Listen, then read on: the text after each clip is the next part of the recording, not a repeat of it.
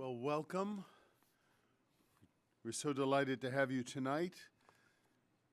I'm told that we have just gone live stream, so I don't have the leisure of waiting for you to have a seat because we have people all over the world who are tuning in. My name is Father Robert Sirico, and I'm the president and co-founder of the Acton Institute. And I would like to welcome everyone again, including those joining us virtually for this conference. I would especially like to welcome President Julius Medinblink of Calvin Theological Seminary, who is with us tonight. And we also have in the audience professors from Aquinas College, Calvin Theological Seminary, the Cornerstone University, Hope College, Kuyper College, Michigan State University, and Sacred Heart Major Seminary. There are also representatives from the Back to God Hour, Ministries International, the Banner Magazine, World Ministries Resonate, formerly known as the CRC World Ministries, and the William B. Erdman's Publishing Company, just to name a few. Thank you all so much for being with us. We will now move to the final session of today's events, the presentation of the Acton Institute's Novak Award, to hear our annual Calahan lecture, which will be delivered by the award's recipient. Created in 2000, thanks to the generosity of Mr. Joseph Calahan, and named after the theologian, the late Michael Novak, the Novak Award rewards outstanding research into the relationship between theology, economic freedom, and the free and virtuous society by recognizing those early career scholars who demonstrate intellectual merit in advancing the understanding of theology's connections to the themes of freedom, especially economic liberty.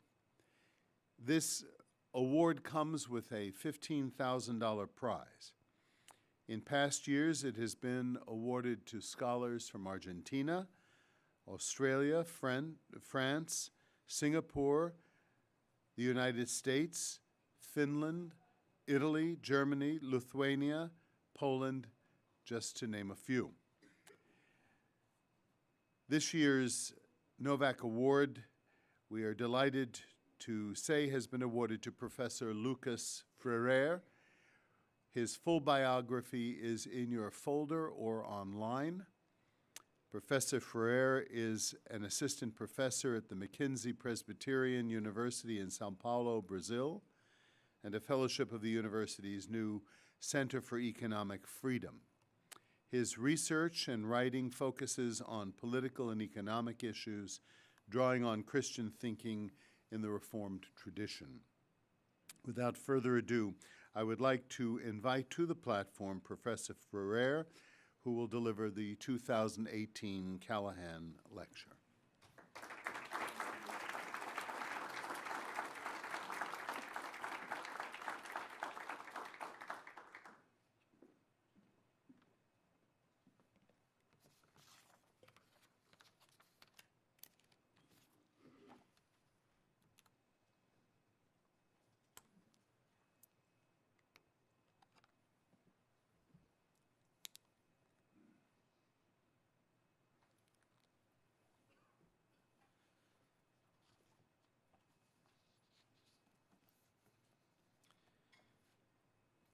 Shortly before the breakdown of European Christendom in the 30 Years' War, Johannes Althusius, a Christian Reformed politician, made a strong statement about the need to engage with public life and the impossibility of living in self-absorbed isolation from society at large.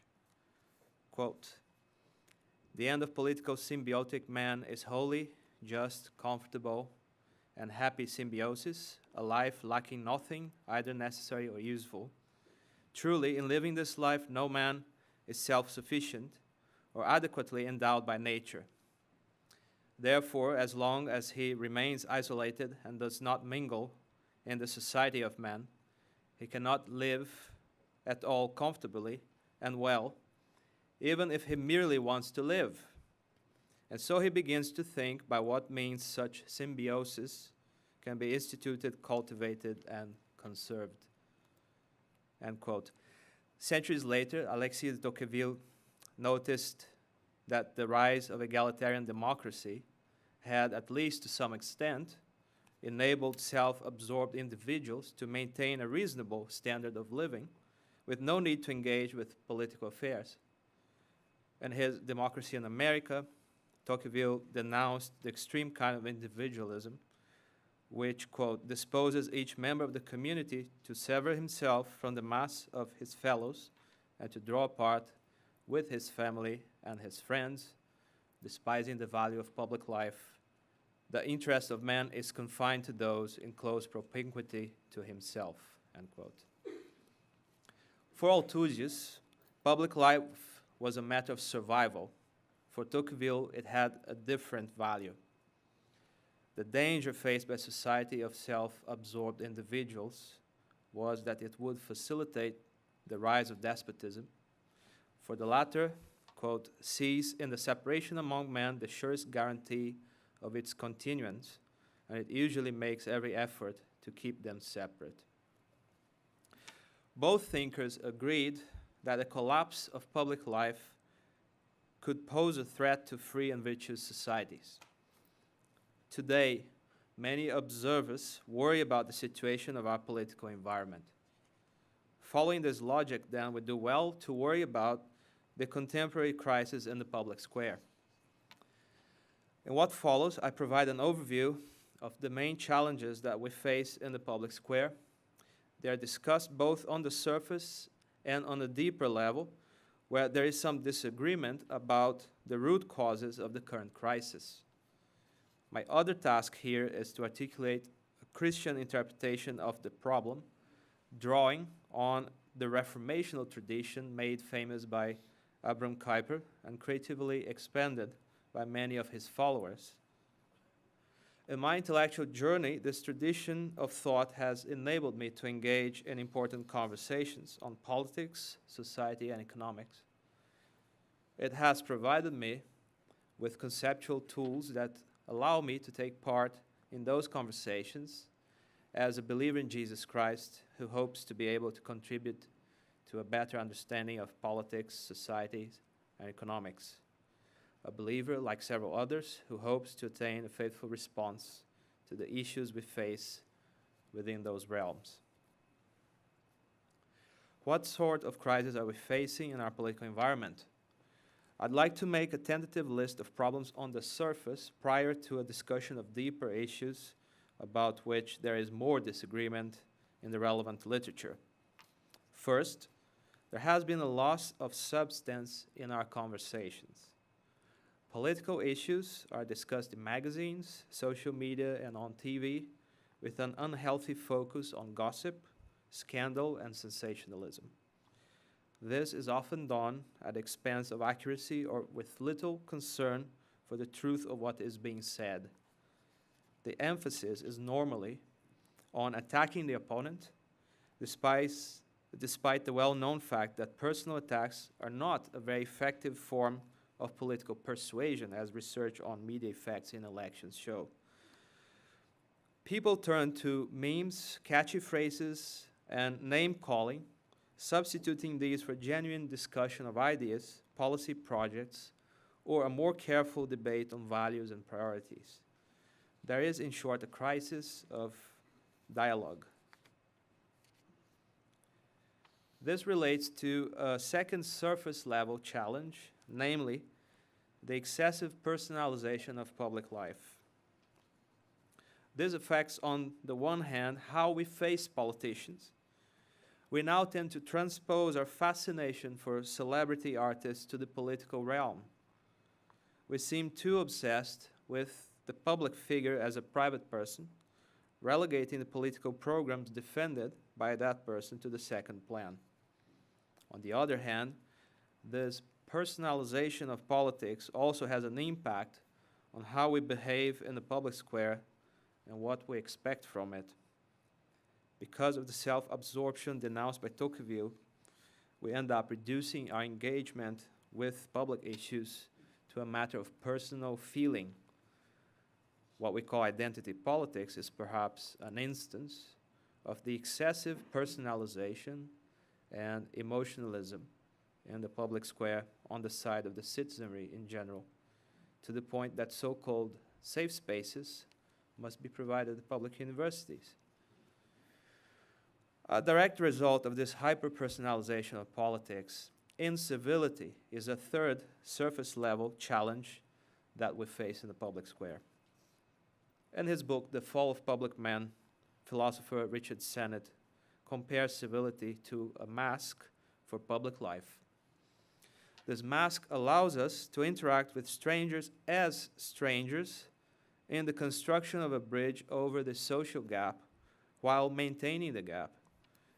If, however, we lose any sense that there is or should be a healthy and workable distance between people in public life, then we should expect them to be very hostile to those who are not like them or to those who are not part of the inner circle. A group feels under threat if the rest of society is not compelled to embrace this group's life and worldview. The more intimate we become as public personae, the less sociable we are likely to be through civility.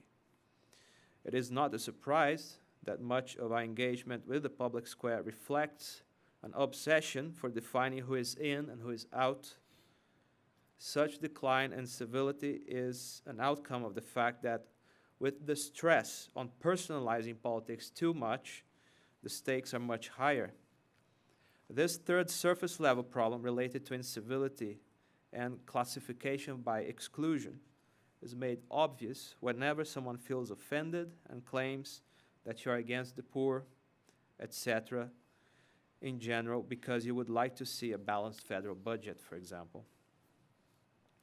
So far, I have discussed the three surface level problems of poor dialogue, hyper-personalization, and incivility.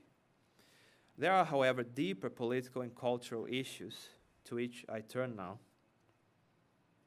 I'd like to consider how others have defined the current crisis in the public square in their reflection on wider challenges posed by life in modern society. Some have framed this issue as a crisis of liberal democracy and the collapse of representation as a political model. Let me call this the political view. Others have interpreted the problem as a function of the rise of a peculiar kind of individualism in our culture. I name this the cultural view. The first view, the political view, is that the current crisis in the public square derives primarily from the inability of liberal democracy to offer proper representation to the average person in the street. The contribution of anthropologist Manuel Castells to this debate illustrates the political view. In his recent book, Ruptura, Castells identifies quite a few problematic trends in democratic participation. He describes what he calls the, quote, crisis of the old political order in a list of negative phenomena. Quote again, the subversion of democratic institutions by narcissistic chiefs who own the strings of power, leveraged by people's abhorrence of institutional rottenness and social injustice, manipulation of frustrated hopes by serpent enchanters through the media, the apparent and transitory renewal of political representation by co-opting projects for change, the pure and simple return of the unrestrained brutality of the state around the world, and finally, the entrenchment of political cynicism as a form of representation, end quote. All these problems are outcomes, according to him, of a crisis of liberal democracy as such, or the, quote, the gradual collapse of a political model of representation and governance and a breach of relationship between rulers and the ruled. Representative democracy in this view is as good as the population's belief that their rulers mirror the way they see and decide things. The problem is that contemporary politics has shaken this belief. People feel very poorly represented by their rulers. Why is that so? According to Castells, this crisis of liberal democracy is a consequence of globalization, both because it limits the power of the state to respond to the demands of its own citizens, and because it widens the gap between the ruling elites and the rest of the people. Globalization restricts the capacity of government reaction to the heavier problems experienced by the average person, because many of those issues are global in scope. The state tackles them now only indirectly by making use of international organizations and their unelected technicians. This move aggravates the perception of a democratic deficit. People feel disenfranchised. In addition to this, globalization encourages and maintains cosmopolitan networks of power, wealth, and influence for the ruling class. There is a general perception that the ruling class is cartelizing political power, creating barriers to entry into the political process.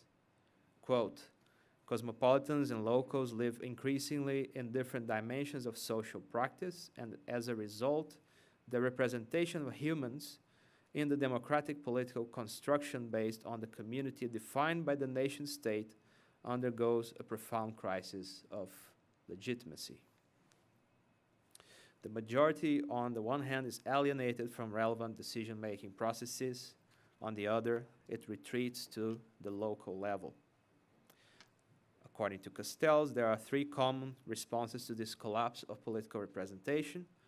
First, bottom-up grassroots movements seek to, quote, articulate a new relationship between parliamentary representation and social representation.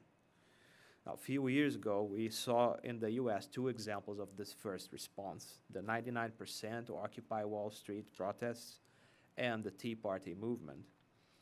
Second, charismatic politicians present themselves as revolutionary outsiders who will fight the system and restore the connection between political decisions and the preferences of the population in general.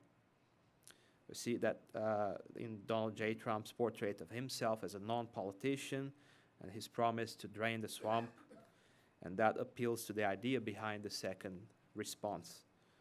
The third reaction is an authoritarian turn that has explicitly raised doubts about the liberal model per se, particularly in Eastern Europe and Latin America, where we see a growing support for illiberal democracy. That is the political view. In addition to this political view, there is also a second approach to the deeper crisis in the public square, which focuses on the radical individualistic traits of our contemporary culture. Besides Richard Sennett, philosopher Charles Taylor has also contributed to this discussion by following Tocqueville's idea that too much self-absorption poses a potential threat to public life. In The Ethics of Authenticity, Taylor discusses a type of individualism which is directed towards self-fulfillment. This modern view states that each person is entitled to find out for themselves the best way to live based on what they think matters the most or what they value as individuals. Quote, people are called upon to be true to themselves and to seek their own self-fulfillment. This has been denounced as a dark side of individualism that has gained strength in our contemporary culture because of the loss of a sense of a higher purpose. Too much self-absorption, quote, flattens and narrows our lives, makes them poorer in meaning and less concerned with others or society. Taylor warns us of the danger of fragmentation resulting from this loss of a broader vision. We become, quote, increasingly less capable of forming a common purpose and carrying it out. And much of what we do in the public square involves partial groupings and specific projects or causes, but not the entire community. This explains the emphasis on issue-oriented campaigning and specific judicial battles in the US Supreme Court.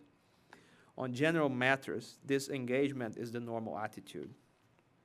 Taylor goes as far as to declare that in this mindset, quote, a common project comes to seem utopian and naive.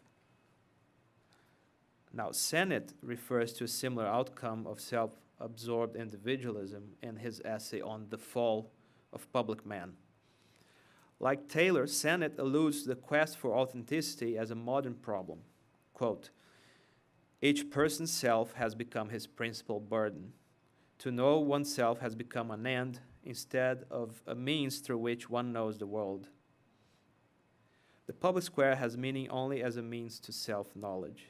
This explains political disengagement on the one hand, and on the other, the strongly emotional character of contemporary political practice and discourse. Quote, the public problem of contemporary society, says Sennett, is twofold. Behavior and issues which are impersonal do not arouse much passion. The behavior and the issues begin to arouse passion when people treat them falsely as though they were matters of personality. The phenomena of identity politics and of the secular charisma of political leaders are two instances where we can find political passion precisely because what is public becomes personal. Common to both the political and the cultural approach to this deeper crisis in the public square is the view that capitalism is somewhat at fault. Castells is under the impression, for example, that the powerlessness of the state in handling social problems caused by the latest economic crisis, while at the same time bailing out big banks and corporations, is an indication that capitalism alienates the common people from public life.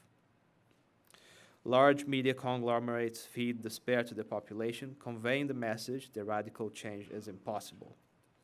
And globalization as such impels the average person to withdraw from public cosmopolitan life and to find refuge in belonging to a local group.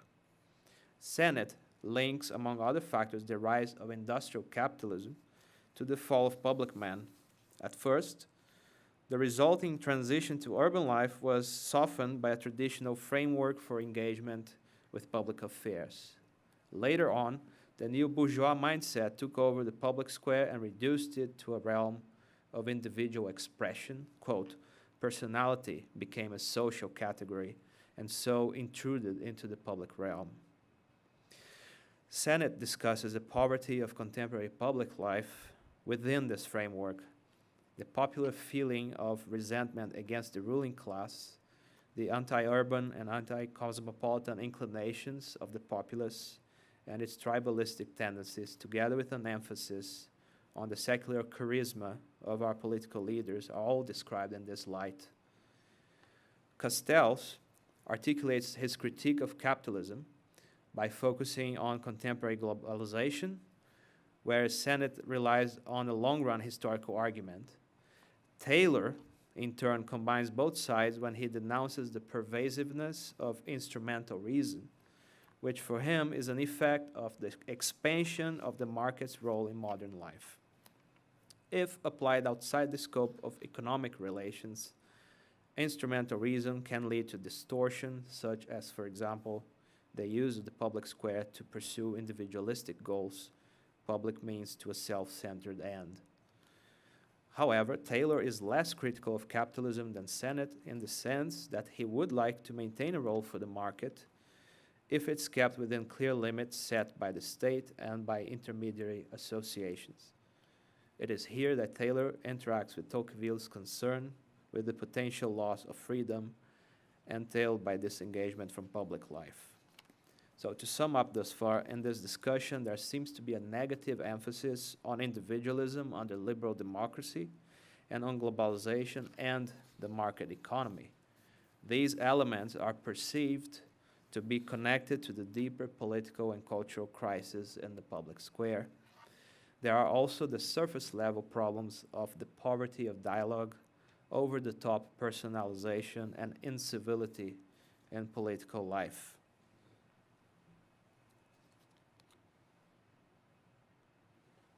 From now on, I'd like to respond to those issues by drawing on a Christian reformational foundation.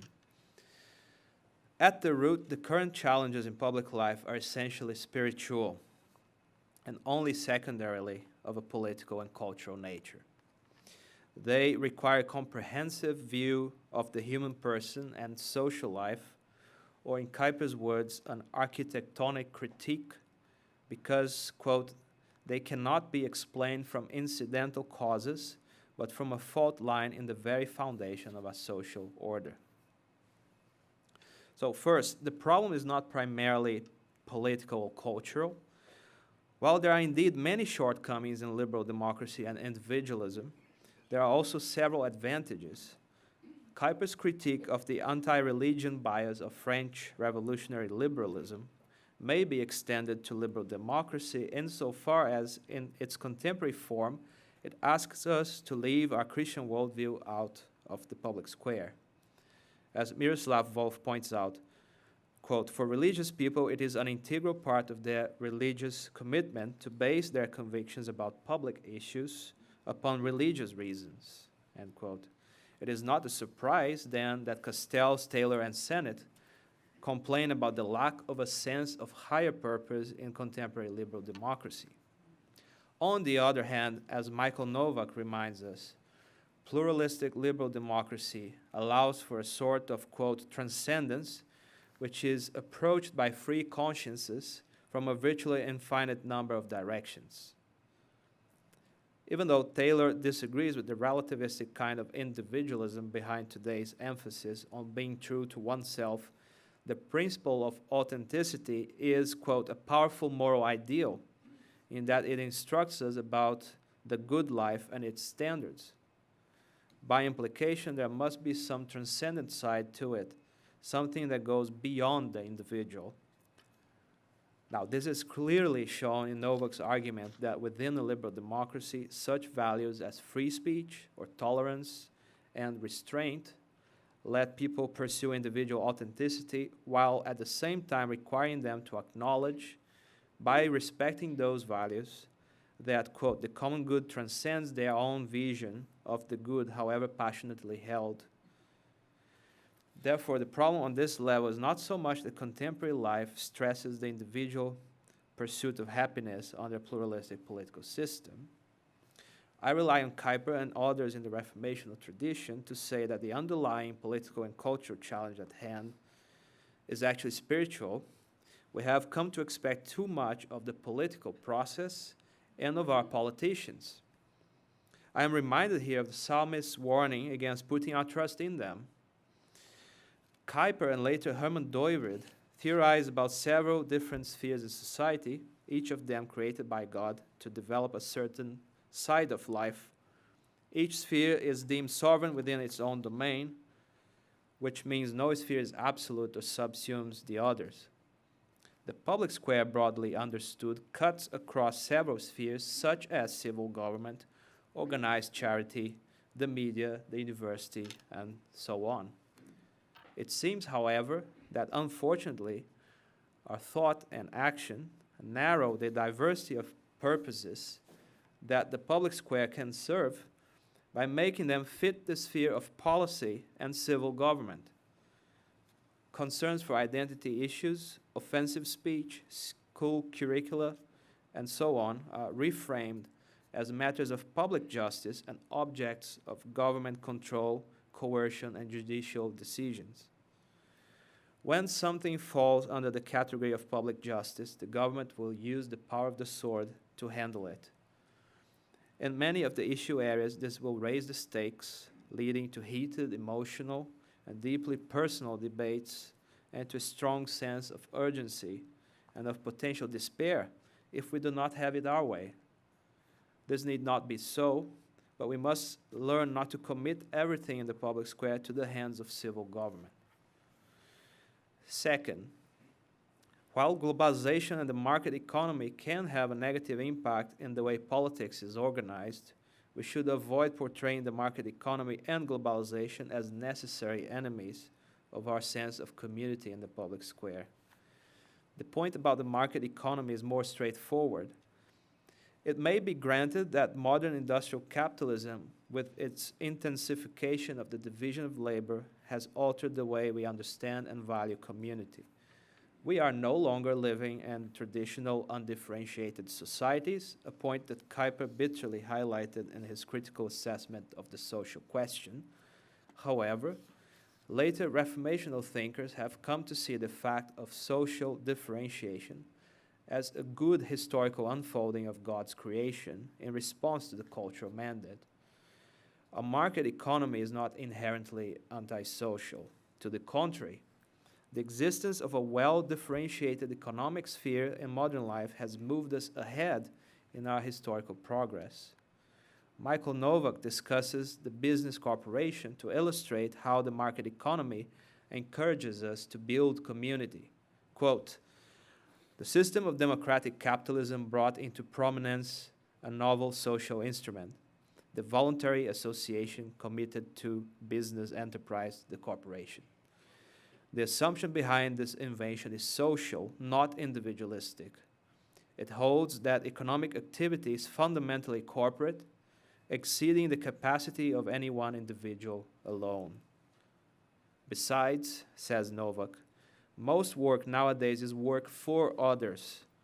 Therefore, quote, the business firm is primarily a community of persons who in various ways are trying to satisfy their basic needs and to form such businesses at the service of the whole society," end quote.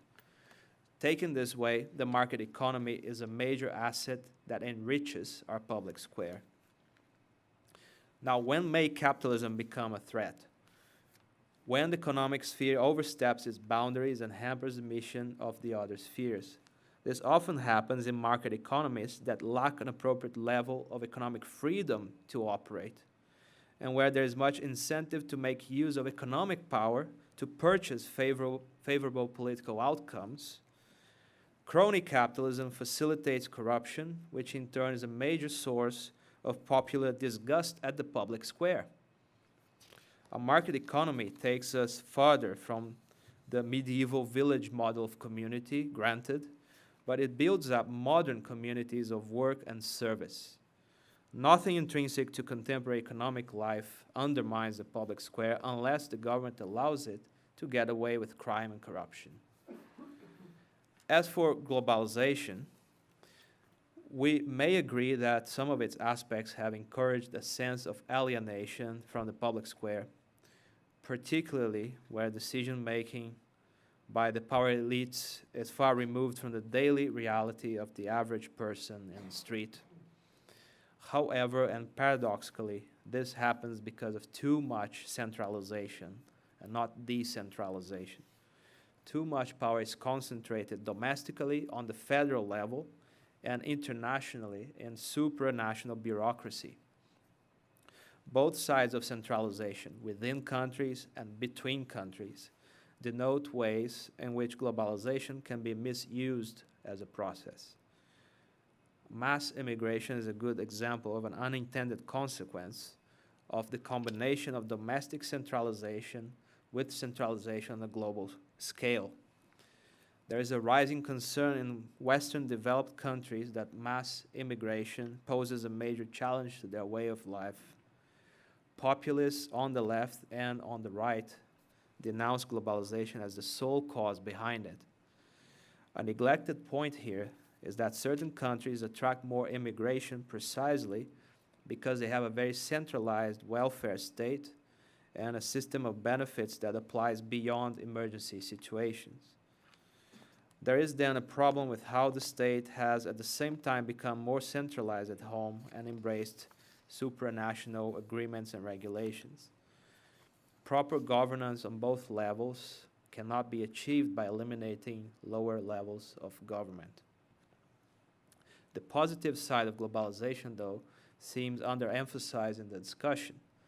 As James Skillen puts it, quote, "We might better think of the world as an arena where new valleys and peaks are emerging in a culturally diverse and institutionally differentiating world that is also simultaneously becoming more integrated." To make use of a reformational notion, globalization as a phenomenon has a certain creational structure, but it may be employed in different directions. A commitment to societal coherence and diversification at home and abroad entails a redirection of domestic and international governance towards a less alienating position. This alternative way of framing globalization and the political process in general would restrict issues of public justice to their own sovereign sphere, allowing for the other spheres to flourish without subsuming them to politics. Within the sphere of public justice, a suitable supplement to this change would be the decentralization and devolution of power to keep much of the policy planning and deliberation as close as possible to those affected by the decisions. This would be a God-honoring way of demonstrating that human knowledge is local, dispersed, and fragmentary, and offering a more accessible invitation to take part in the public square. In short, globalization and capitalism are ways of organizing social and economic activity that have a certain structure and a certain direction. Political reductionism and too much centralization are ways of misdirecting the two. While there are complex political and social cultural issues to be sorted out, we must not ignore the essentially religious root of the crisis we face in public life. We put our trust in the political process, subsuming our entire pursuit of authenticity and community to the political realm, and misuse that inflated political system through centralization and concentration of power. A hyper-politicized and hyper-centralized public square are then idolatrous distortions. We can only expect that they will lead those who are excluded from the process and its benefits to a feeling of despair or indifference, to say the least. The public square is an intertwinement of many spheres which are sovereign in their own domains. Each of them has a potential role to play in human flourishing. I have argued that the deeper level problems that we considered here result from distorting other spheres to the government sphere of public justice. When one sphere subsumes the others, we have a directional distortion of the public square. Direction is at the root a spiritual matter. We either use creational structures to honor God, or we use them to express our hope in an idol. We put too much hope in politics. A flattening atomization of civil society is the result feared by Tocqueville and now denounced by thinkers such as Castell, Sennett, and Taylor. We realize, perhaps at a very late stage, that we run the risk of having to face the overwhelming power of the state by ourselves, with no buffer in between. If in North America and in some European countries this flattening process is far from complete, it is only because of the persistence and perseveration of those who have made appropriate use of intermediary associations, which is precisely the direction in which Tocqueville, Kuyper, and Althusius would point. As Christians in the public square, what can we do now? When we discuss this topic as people of faith, we tend to forget how controversial it is to treat our presence in the public square as a manifestation of our religion. The prevailing modern liberal mindset discourages this idea, to say the least. At worst, it is flat out hostile to the notion of bringing faith to bear on issues of public policy, justice, and society. In America, a key claim raised against a distinctively Christian engagement with culture in general is that the U.S. Constitution speaks of a separation of church and state, and that is interpreted as a claim for the separation of religion and anything you argue or do in public.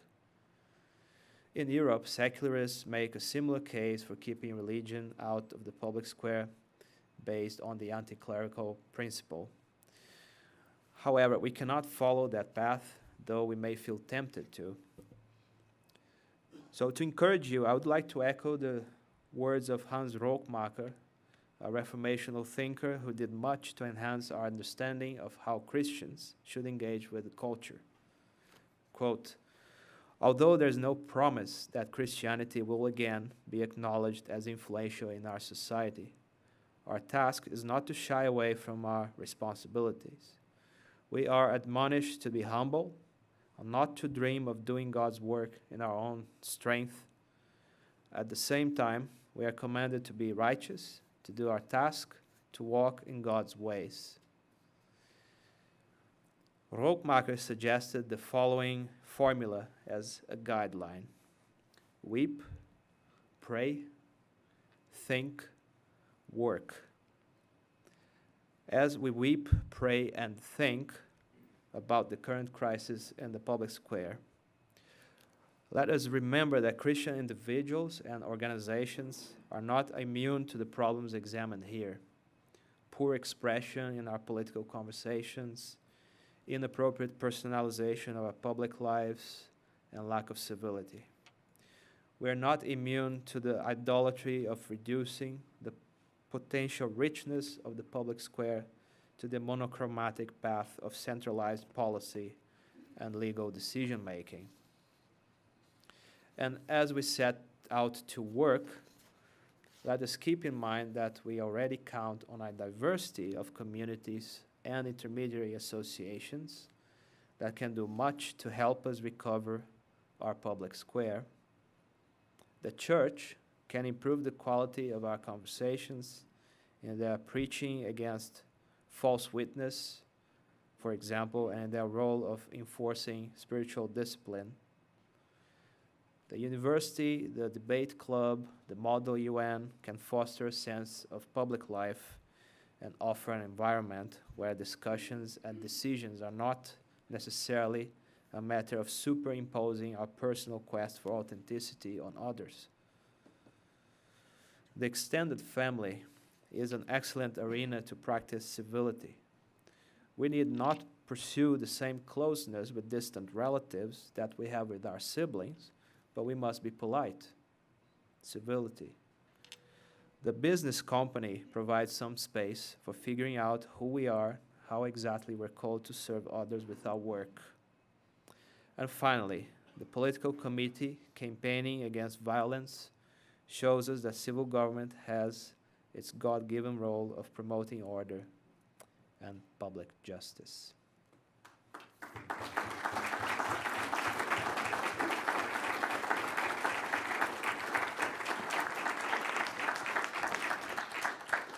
Okay, so we have an opportunity to ask questions of the speaker. So if you would, just please wait until we give you the microphone before you ask the question. But we've got about 15 minutes to do so.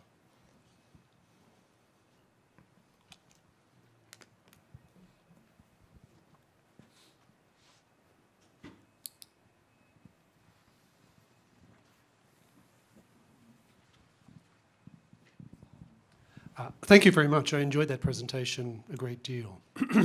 I'm very tempted to ask you some questions about your new president, but I won't. You may. We have some Brazilians in the audience, actually, as well as people who have spent time there. But my question is much more esoteric. I didn't hear two words in your remarks, and I'd be interested to know how it plays into your thinking about the church's role in the public square. And those two words are natural law. What would you say would be a way of incorporating natural law philosophy into your account of how the church should act in this public square, which you've described, I think very rightly, is deeply confused right now? Okay.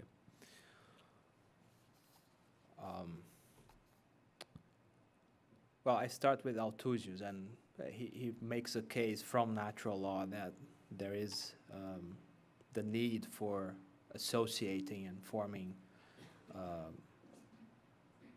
groups of people with the mission of developing certain areas of life. Then I draw on Kuyper and others who don't really have a lot to say about natural law. So I appreciate the question. I think it's a very good question. I'm not very comfortable with the way natural law has been used in some conversations. If you look at certain things that happen in nature, they're not necessarily what we want to happen in human society. Some people draw on sexuality of animals to make the case for new models of family. So there has to be a cautious use of natural law in the conversation. But the other side of this is that I think a case could be made for those spheres, sovereign spheres, to be articulated theoretically, conceptually as a natural law issue. So if God, that's the way God created the world, with those spheres, then yeah, there's space in the Reformational tradition to try to seek. There would be a space for that, to try to seek a natural law-based articulation of the spheres of sovereignty argument. But there is a tension, of course, between the Reformational tradition and scholasticism and the use that's made of natural law there. So it's not a very easy mission to articulate these things, but there is certainly a task there for natural law theologians to look into. Thanks for the question.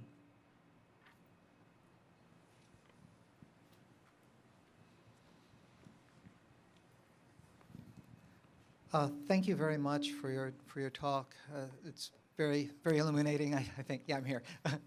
So the part of it that was most difficult for me to follow was the section on incivility, and I would appreciate some clarification. I think I was misunderstanding in places, because it seemed to me that in some of the examples that you gave, you were implying that for groups that have been subject to public persecution or suppression, to demand that the government validate their existence, or for groups that have been subject to mistreatment in certain settings, to demand that there should be safe spaces for them, somehow constitutes incivility on their part. But I think I was missing something. I don't understand the connection between incivility and the examples that you were giving. Yeah, thanks for the question. I make use of how Sennett defines civility, and he defines that as a sort of bridge between people who are not very intimate, and they can still do things together and have a conversation. So he defines civility as a kind of mask. In a way, you're not really trying to bring your intimate self, your everything you are, to the public, and to do what you see a lot of these days on Facebook, is people really showing who they are and pouring all the, their most inner thoughts for everybody to be exposed there, and everybody's supposed to accept that. So he's basically trying to argue that there is a legitimate role for a healthy distance from people that allows you to do more things together, rather than feel threatened every time there is some kind of problem when you expose yourself like that. So it's a different kind of phenomenon that he's pointing at. But your question made me think of the what reformers and later on other, the confessions of faith say about office. So for Senate, we wear masks. I think it's Richard Mao who has a book where he says that we wear different hats depending on which sphere we are acting in.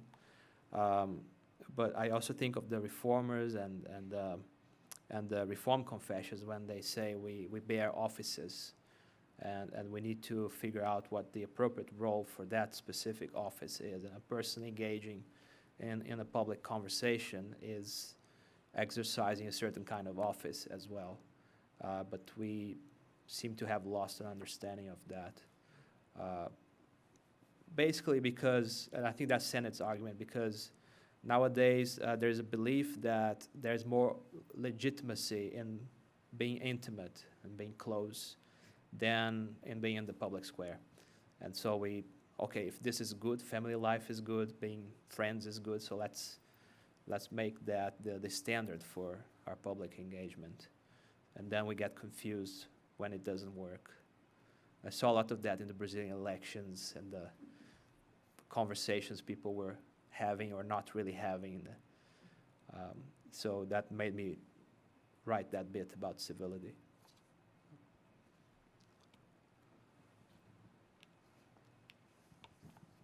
Brazilian friend, I make the question for you, Guy. Thank you.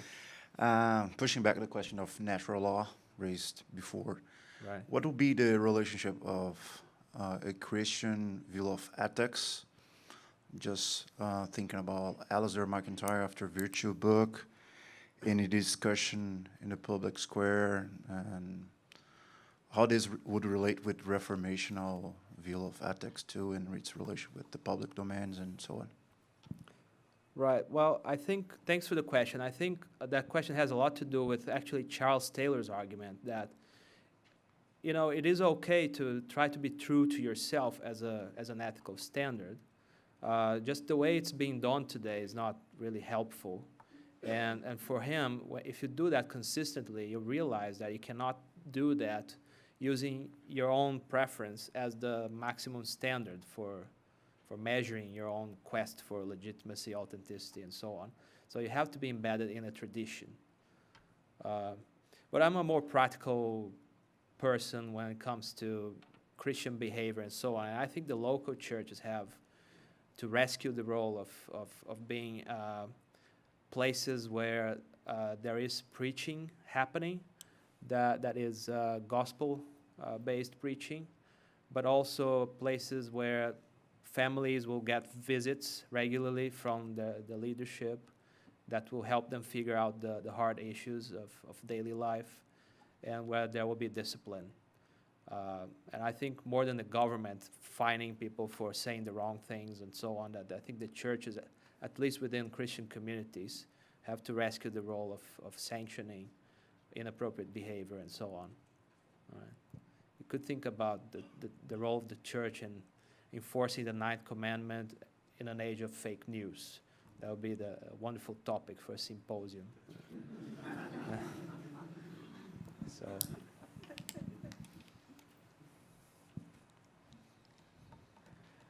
Thank you for for the your question. talk. Oh, there you are. Thank you for your talk. I really enjoyed it. I think I learned so much from your talk. It's very thought-provoking.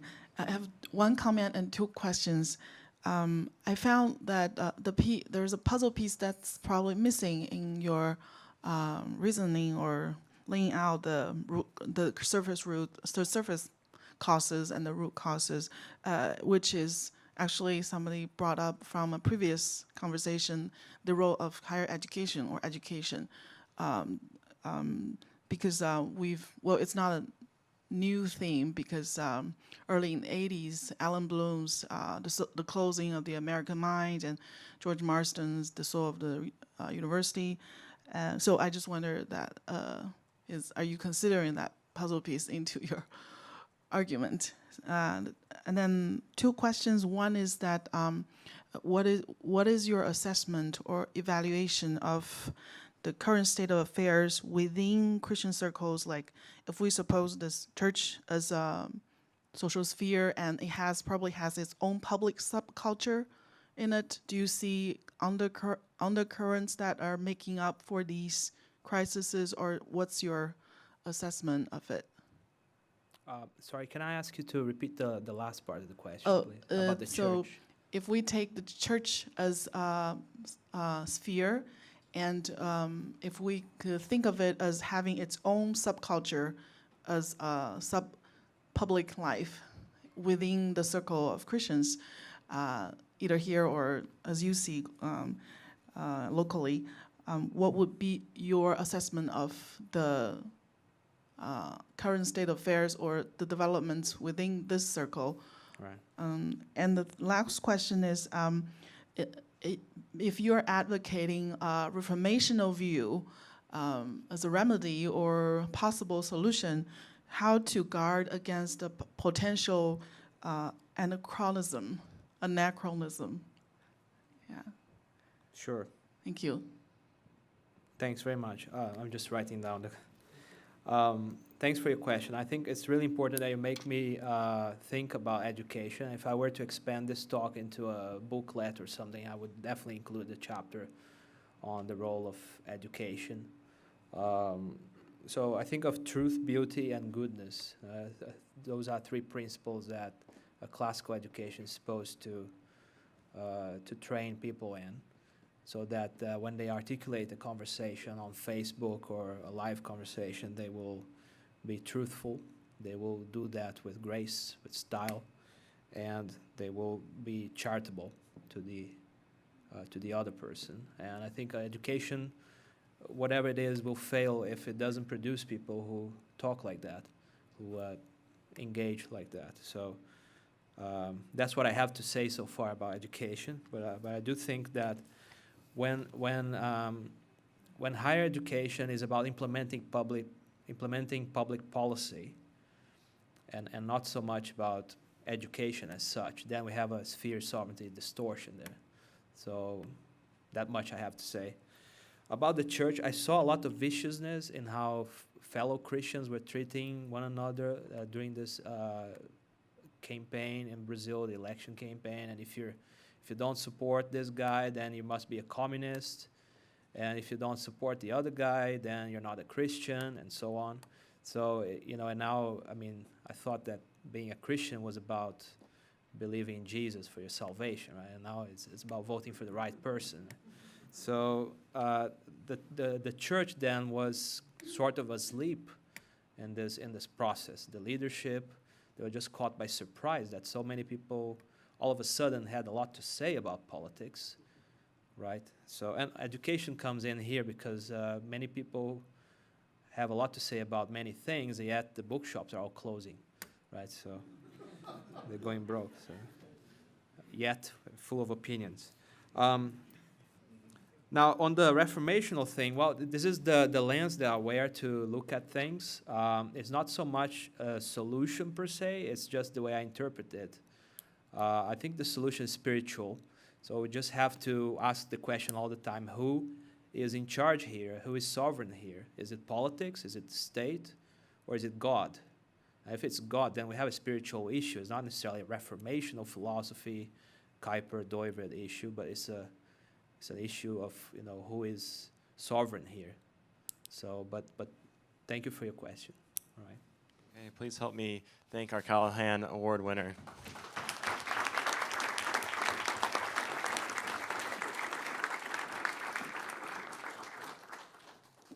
Thank you so much, Professor Freire, for your fine lecture and stimulating insights.